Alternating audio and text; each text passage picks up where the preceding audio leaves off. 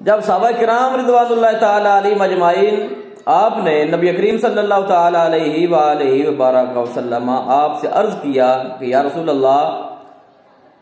کیف نصلی علیک، یا رسول اللہ صلی اللہ تعالی علیہ وآلہ وبارک وسلم ہم آپ کی ذات پر درود کیسے بھیجیں؟ تو کالی کملی والے پیارے محبوب صلی اللہ تعالی علیہ وآلہ وبارک وسلم آپ نے ارشاد فرمایا قولو، ایسے کہو، کیسے؟ اللہم صلی علی محمد وعلی آل محمد۔ یہ جو درود ابراہیمی ہم نماز میں پڑھتے ہیں، یہ درود نبی کریم صلی اللہ تعالی علیہ وآلہ وبارک وسلم آپ نے اپنے صحابہ کو یہ سکھایا اور فرمایا قولو، اور یہ آپ جانتے ہیں کہ امر کا صیغہ ہے، اور امر کم از کم جو اس کی حد ہے وہ یہ ہے کہ استحباب کے لیے ہوتا ہے۔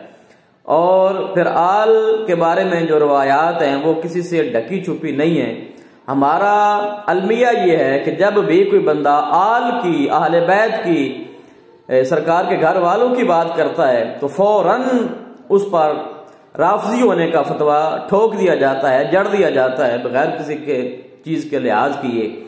تو پھر آگے یہ اعتراض کیا جاتا ہے کہ جب آل کا ذکر کیا ہے تو پھر اصحاب کا ذکر کیوں نہیں کیا؟ تو آل کا تو نبی کریم صلی اللہ تعالی علیہ وآلہ وبارک وسلم آپ نے تعلیم ارشاد فرمائی ہے۔ باقی رہا سوال اصحاب کا، تو ہم اصحاب جو ہیں ان کو بھی ساتھ ملانے میں کسی قسم کی کوئی لچک یا کسی قسم کا کوئی حرج محسوس نہیں کرتے، کیونکہ اللہ رب العالمین نے خود ارشاد فرمایا ہے وَالَّذِي يُصَلِّي عَلَيْكُمْ وَمَلَائِكَتُهُ۔ اور پھر آل کے متعلق جو آل کا وسیع جو مفہوم ہے، تو آل کے وسیع تر مفہوم کو اگر دیکھا جائے تو کل تقی،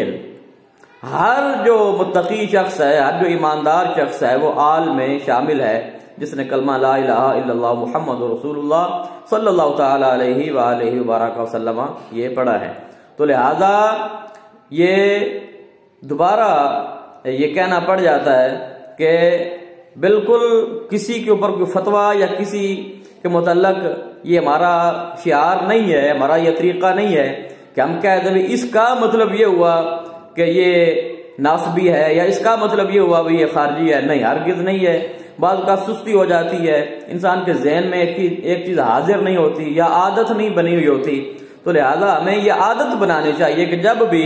درود پاک پڑھیں تو ساتھ آل کو شامل رکھیں، صلی اللہ علیہ وآلہ واصحابہ وبارک وسلم پڑھ لیں تو اور زیادہ مزے کی بات ہے، لیکن کم از کم صلی اللہ علیہ وآلہ وسلم